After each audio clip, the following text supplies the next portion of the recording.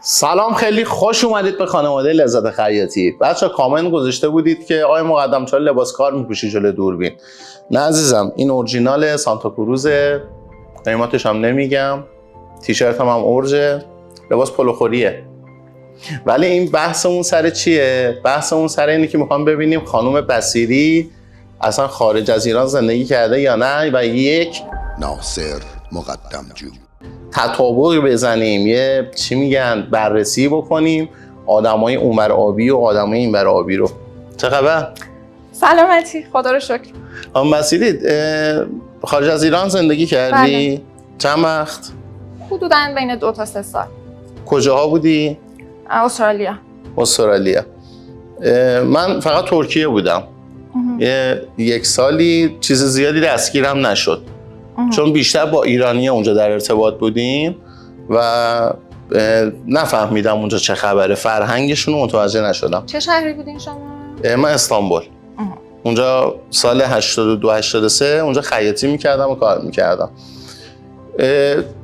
یه چیزی اشتباه جا افتاده. خب خیلی ها مثلا میبینی مثل من خارج نرفتن و محیط کسب و کار اونجا رو نمیدونن چون ندیدن، فرهنگشون نمیدونن ندیدن، بر حسب شنیده ها و شایعات و هم میگن خارجی ها اینجوری، خارج اونجوریه، خارج اقتصادش فلانه، مردمش فلانه، رانندگیشون خیلی خوبه.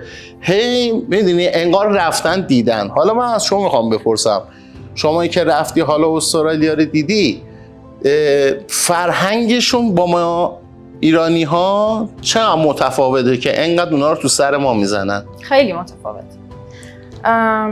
ببینین منظور از خارج آخه مثلا یعنی چه کشوری؟ اگه ما بیایم مثلا راجع به امریکا حرف بزنیم، خارج چه کشوری؟ نه، امریکایی‌ها خیلی شبیه ما هن. خیلی شبیه ایرانیان. خب برخلاف این باور که همه فکر میکنن امریکا مدینه فاضله است. عذر میخوام. خب شما آمریکا نبودی که؟ کجا بودی؟ نه، ولی من خب اقوام و دوستان خیلی زیادی دارم که امریکا زندگی میکنن و خب برمیگردن ایران، باشون در ارتباط، با هم در ارتباط هستیم. خیلی از این قضیه مینالن که خیلی چیزا اونجا به لحاظ همین فرهنگی که شما میگین و لحاظ همین خلق و خویی که شما میگین خیلی مشابه ما ایرانی‌ها هست. یعنی مثل ما ایرانی‌ها هی سرک میکشن تو زندگی همدیگه. مثلا الان به پوشش من خیلی‌ها گیر داده بودن که آقای مقدم چرا تو فلان ویدیوت فلان تیشرت رو پوشیدی؟ چرا اینجا فلان شلوارک رو پوشیدی؟ شلوارک نپوشیدم، شلوار رو پوشیدی. یعنی مدام دخالت میکنن تو عقاید من یا سلیقه‌های من. ببینین آخه یه چیزی الان خیلی مد شده که مثلا خیلی‌ها میان اینو میچسبونن به اینکه من روکم. نه، ببینین بین روک بودن و بی‌پروا بودن یه پرده خیلی نازکه. چه زمانی ما منظورتون پررو بودنه؟ بله. ببینین مثلا میخوام یه مثالی میزنم. مثلا در رابطه با همین مثلا لباسی که شما پوشیدین. روک بودن یعنی چی؟ یعنی اینکه مثلا شما میای به من میگی خانم بصیری لباس من خوبه، از من نظر میخواین. روک بودن اون لحظه‌ایه که مثلا من اون چیزی که واقعا فکر میکنم رو به شما بگم. شما از من نظر خواستین و من بدون تعارف نظرم به شما میگم. اما اگر شما از من نظر نخواین و من خود مختار بیام به شما بگم آقای مقدم لباس چقدر زشته، این روک بودن نیست، این بی‌پروا بودنه. و ما حتی در روک گفتن و روک صحبت کردن هم چارچوب‌هایی داریم و خیلی از یه سری اصلا پیام میذارن واسه من خجالت نمیکشی اینو پوشیدی؟ بعد میگن یعنی با این ادبیات. خب دیگه ببینید بعد اگر که شما چیزی بهشون بگین میگن چرا ظرفیت نداری، مثلا من روکم. دقیقاً. در صورتی که این اصلا روک بودن نیست. روک یعنی اینکه من از شما نظری میخوام و شما اون چیزی که واقعا هست رو به من بگی. نه اینکه وقتی ازت نظری نخواستم همینطوری مثلا بیای واسه خودت قضاوت بکنی. این میشه قضاوت کردن. یا اینکه مثلا میگن کاراکتر شما رو بر اساس پوششتون به قول گفتنی قضاوت کنن. ببین آشپزخونه یه سوالی هم من پرسیدی، گفتی که شما دغدغت فرهنگه. دغدغه من فرهنگ نیست، معنی به اون معنایی که الان ممکنه یه سری فکر کنن بگن آقای مقدم جو الان یعنی دغدغه دیگری ندارد، فقط دغدغه‌اش اینه که فرهنگ رو درست کنه. نه من نه توان این کارو دارم، نه تو اولویت زندگیمه، نه من رو چیزهایی الان تمرکز میکنم که بتونم انجامش بدم. خب حالا چرا این موضوع واسه من دغدغه است؟ واسه اینکه رو بیزینس من داره تاثیر میذاره، چون درگیریم باهاش، چون باش درگیرم، به شدت روی بیزینس هم داره تاثیر میذاره. من الان هم هنرجوهام، هم فالوورا و سابسکرایبرا، اونایی که اصلا نمیشناسمشون، اونا هم منو نمیشناسن، شدیداً توی این موضوع من درگیری دارم. خب یعنی به قدری توی فرهنگ ما داریم یه چیز کلی داریم میگیم، همه چیز توی این دایره فرهنگ قرار میگیره. خب این که دیگران رو قضاوت نکنیم، این که خوب شنیدن رو یاد گرفته باشیم، خوب دیدن رو یاد گرفته باشیم، در مورد آموزش دیدن و آگاه شدن مقابله نداشته باشیم، آسیب به دیگران نزنیم، آشغال تو خیابون نریزیم. خب این آشغال تو خیابون ریختنه الان مصداقش اینه که میری کامنت منفی میذاری زیر پست دیگران بدونی که منطقی داشته باشی، شناختی هستن، یعنی آشغال میندازی تو کسب و کار دیگران.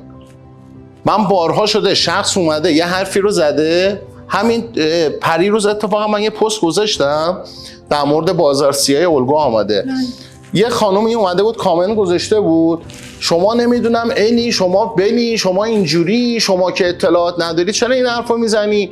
الان پیشرفته ترین کشورهای دنیا دارن از شابلون آماده استفاده میکنن.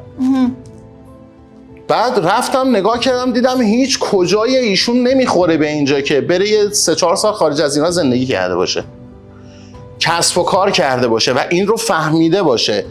و من بهش گفتم که میای با من رو لایف؟ نمیاد.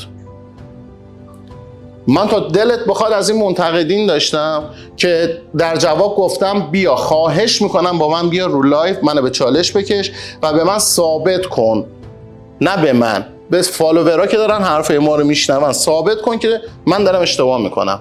تاثیرش با دیگران نمیاد. این یعنی چی؟ این به نظر من فرهنگ ما میاد. آخه میدونین یه موجی هم راه افتاده، یه موج مخالفت. یعنی طرف فکر میکنه که مثلا هر کی هر چی بگه من اگه الان باهاش مخالفت یه نه بذارم بعد حرفمو بزنم، یه نه بذارم بگم که تو نمیدونی، من بهتر از تو میدونم، در صورتی که این علم رو هم نداره، ولی صرفا واسه اینکه اون طرف مقابل رو، مخصوصا کسایی که یه جایگاهی دارن، یه وجهه اجتماعی دارن، واسه اینکه در واقع خراب بکنه اون وجهه رو، میاد باهاش این مخالفتی میکنه که مثلا تو نمیدونی من بهتر میدونم. و این متاسفانه الان خیلی زیاده. ببین این میشه نمیدونم جهل مرکب میشه. میتونه از چه حوزش از جهل و نادانی به حساب میاد؟ ببینین اگه اینو خیلی بخوام مثلا حالا واردش بشم، این برمیگرده به یه سری عقده‌های حقارتی که افراد توشون وجود داره. یعنی اکثر افرادی که این شکلی هستن افرادی هستن که توی زندگیشون بازدارنده های خیلی زیادی داشتن، موانع خیلی زیادی داشتن، یه مقدار چاشنی‌های حسادت دارن و ماشاءالله. این که مثلا ببینین از اینا که میگی بیماری هست، اینا ببینین همه برمیگرده به ریشه های کودکی. این که شما از موفقیت کسی خوشحال نشید، از اینکه ببینید کسی رشد کرده، کسی جایگاهی داره خوشحال نشید و این به صورت ناخودآگاه خودش رو اینطوری نشون میده که من بیام اون طرفو بکوبم. یعنی طرف فکر میکنه که با پایین آوردن اون شخص من میرم بالا. کشورهای دیگه هم این حالتو دارن؟ حالا شما استرالیا رو دیدی؟ نه این شکلی خود آدمای اونجا ها، نه ایرانیایی که اونجا زندگی میکنن. اصلا ایرانی‌ها رو که اصلا فاکتور اگه بگیریم، نه واقعا این شکلی نیستن. به خاطر اینکه ببینید سبک تربیت، سبک آموزش اصلا اونجا خیلی فرق میکنه. نمیگم آدما بی مشکلن، نه، ولی یه سری چیزا توشون خیلی بارزه. مثلا این قضیه‌ای که از موفقیت کسی خوشحال نشن، شاید من اصلا ندیده باشم همچین چیزی رو. جانم. یا اینکه مثلا پرخاش‌های شدید، ما خیلی پرخاش داریم، خیلی فحاشی داریم، خیلی قضاوت می‌کنیم، خیلی قضاوت داریم، خیلی دخالت می‌کنیم. یعنی هممون هم که یه کلاه همه چیزدان بالا سرمونه، هممون همه چیز رو میفهمیم. دقیقاً. دیگران چیزن، آهوان، مگه اینکه خلافی ثابت بشه. خیلی راحت به خودمون اجازه میدیم وارد حریم افراد بشیم، وارد مرزشون بشیم، نظر بدیم، قضاوت بکنیم و در صورتی که اونجا اصلا این شکلی نیست. ما مغز رو اگر 100 واحد در نظر بگیریم، خب که من الان 100 واحد دارم که میتونم از این استفاده بکنم، من اگر بیام 5 واحدشو بذارم فضولی، 5 واحدشو بذارم عصبانیت و خشم و قضاوت و 5 واحدشو بذارم اهمالکاری و تنبلی و 5 واحدشو بذارم ناامیدی و مملکت خرابه و نمیشه توی مملکت کاری انجام داد و 5 واحد دیگه شو بذارم یه کار دیگه و خب این برسه به 50 تا به نظر من فاتحه اون یه نفر خونده است. چون ما اگر از 100 فکرمون هم استفاده بکنیم باز خیلی سخته که به اون هدفی که میخوایم برسیم. میدونی این کار چون 100 ما همچین 100 هم نیست. دقیقاً چند درصد ذهنمونه؟ خیلی نمیدونم. کم، زیر 10%. خب انیشتین نمیدونم چند درصد ذهنشو میتونست استفاده بکنه. زیر 10% بوده فکر میکنم. آره خب فکر کن ما که خیلی آدمای عادی هستیم چند درصد مغزمون رو میتونیم استفاده بکنیم. حالا از این چند درصدشو داریم میذاریم واسه اینجور موارد. حالا چقدر میمونه برای اینکه شما یه چیز مثبت واردش بکنی استفاده بکنی؟ نتیجه میشه جهان سوم دیگه. فکر میکنم اینجوری میشه. یعنی سیستم اینه که من اگه پیشرفت نمیکنم تو هم نباید بکنی. من اگه رشد نمیکنم تو هم نباید بکنی و متاسفانه تو رشد کردی حق منو خوردی که رشد کردی. مثلا تو یه پارتی داشتی، تو یه آشنایی داشتی، یعنی ما همیشه این قضیه رو که بابا طرف شاید تلاش کرده، طرف شاید سختی کشیده، بیخوابی کشیده، همیشه میذاریم در مراتب آخر و ابتدای امر رو واگذار میکنیم به چیزهای دیگه و متاسفانه صفات اخلاقی این شکلی پیشرونده است. یعنی اگر که شما جلوش رو نگیری هی تمام وجودتو میگیره و آخرش میبینی یه آدمی هستی که خیلی منفی هستی. بدون اینکه دلیلش رو بدونی از همه بدت میاد، با همه مشکل داری. یه مثال میتونم بزنم، مثلا تو خیابون ماشینای گرون میبینن، خیلی ها رو من دیدم مثلا یارو میگه دزدن، معلوم نیست چه خلافی کرده یا میگن مثلا آره اینا رواجه کلا. ولی من خودم مثلا یکی میاد میگه این مواد فروخته یا آشپزخونه داشته ماشین گرون تونسته بخره، گفتم خب دمش گرم، وجودشو داشته، ارزشو داشته، رفته من خلاف کرد. من نداشتم نکردم. من خیلی بابت این قضیه من خودم هم ایرانی ام، تو این جامعه دارم زندگی میکنم و خود منم سرشارم از این داستان ها با نه اینکه خود من مستثنا باشم، ولی خب آدمایی مثل من که میان تو این جایگاه قرار میگیرن و انقدر مخاطب دارن و خیلی نزدیک ما درگیریم باشون در ارتباطیم، خیلی ما رو اذیت میکنه. حالا میرسن به جاهایی که تمام این افکار منفی تو ذهنشونه مانع پیشرفتشون میشه، بعد از اون ور بهش میگی آقا این کارو نکن، بیا حداقل یه دونه‌ش هم میتونی حل کن. این یه دونه خودش 5% از اون داستان رو باز میکنه. بعد انجام نمیدن، میان گریه ها، ناله ها، تماس ها، عکس ها میفرستن از داروشون، از شرایط زندگیشون. اصلا دوست داری بشینی زار گریه کنی الان آقا این چه وضع زندگیه؟ بعد کاری از دستمون بر نمیاد، بعد طرف انتظار داره که ما یه کاری بکنیم براش. متاسفانه ما اینقدر اصرار میکنن، خیلی اذیت میشم من الان مثلا به بعضی بچه‌ها گفتم بچه‌ها اینجور پیام رو کلا رها کنین دیگه. ما نمیتونیم به همشون کمک کنیم، شاید به چند نفرشون بتونیم یعنی کمک برسونیم. برای اینکه مثلا کمک کنیم طرف ناامید نباشه، تنبل نباشه. آره به درآمد برسید. به درآمد رسیدن لازمش اینه که شما قضاوت نکنی دیگران رو، سرک تو زندگی دیگران نکشی و خیلی موارد دیگر رو حل کنی که این 100 واحد ذهنت باز بشه، خالی بشه که بتونی چیزهای بهتر که برات واجبه جایگزینش کنی. شما اگه بخواید این کار بکنین که یه دپارتمان جدا اصلا باید راه بندازین. خب ما الان این مسائل خیلی ریشه‌ای و عمیقه. خب ما الان ناخودآگاه داریم این کارو میکنیم. نه من، خیلی هم مدرسین دارن این کارو میکنن، چون اگه این کارو نکنن اصلا هنرجوشون به نتیجه نمیرسه. خب این از دلسوزی شماست. یعنی ببینید شما ارتباط واقعی میگیرین با هنرجوتون، یعنی میان واقعا دغدغه است واسهتون که ببین تو اگر به درآمد نمیرسی بیا من کمکت کنم که ببینم دلیلش چیه. واقعا فکر میکنین چند نفر مثل شما؟ مثلا فکر میکنم از 10 نفر شاید یه نفر هم اینجوری نباشه. نه خیلی کمترن. و به همون میزان ببینین اون بارش رو دوش شما میفته، چون این قضیه بار داره به هر حال. من خودم هم کارم روان درمانگریه، به صورت مستقیم با این قضیه سر و کار دارم و این قضیه خیلی بار روانی روی آدم میذاره.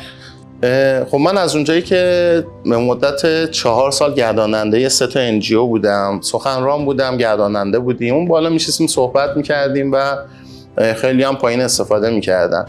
یه چیز مشترکی بین NGO بود که حتی تو عرفان هم من مطالعه کردم، خیلی این روش تاکید شده بود: پذیرش از اقرار کردن مثلا می اومد. میگفتن آقا شما اقرار کن اول به مشکلی که داری، منکرش نشو که بتونی بپذیریش. یعنی مرحله اول رو همه توش گیر میکردن. دقیقاً. شما اگر خانه اول رو رد نکنی، خانه دوم نمیتونی ورود کنی. به خاطر همین فکر میکنم الان خیلی سخت باشه واسه عزیزانی که دارن نگاه میکنن که این کاری که میگم رو انجام بدن. ما هممون بالاخره دیگه به تعداد انگشتای دستمون این مشکلات رو داریم. حالا یکی عصبانیت، یکی پرخوری، یکی نمیدونم زیاد خوابیدن، یکی اهمال کاری، یکی ناامیدی و الا ماشاءالله.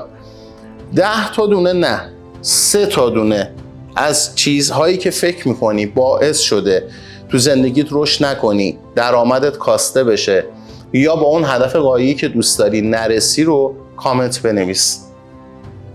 همین نوشتنش فکر میکنم خیلی سبک کنه، قطعاً خیلی تاثیرگذار خواهد بود. حالا ببینیم کی میتونه جلو خودشو بگیره اونجا، کامنت بقیه رو بخونه و قضاوت نکنه. دقیقاً. و کی جرأت میکنه این کامنت رو بذاره. دقیقاً. موافقی؟ کاملاً. حالا اگر مورد دیگه هم دارید یا دوست دارید در موردش صحبت بشه، کامنت بذارید، موضوع بدید، ما حتما براش ویدیو میگیریم و بیشتر صحبت تخصصی میکنیم. حتما.